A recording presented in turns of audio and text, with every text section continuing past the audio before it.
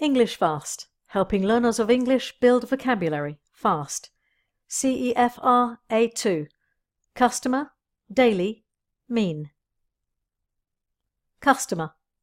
Customer is a noun. A2 learners usually know customer. A customer is a person who buys goods and services. Here are some examples. He is a very regular customer. This customer comes into the shop every day. It is important for us to have satisfied customers. Daily. Daily is an adjective. A2 learners usually know daily. At A2, daily means every day. Here are some examples. Going for a cycle ride is part of my daily routine.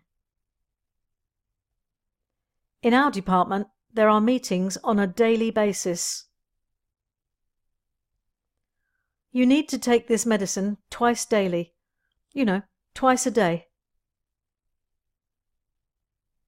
Mean. Mean is a verb.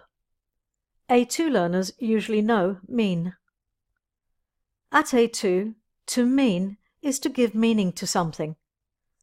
I mean helps a person to correct what they said. Here are some examples. The green button means push to start.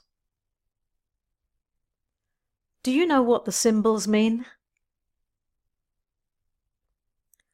I'm going on holiday in April. No, sorry, I mean June.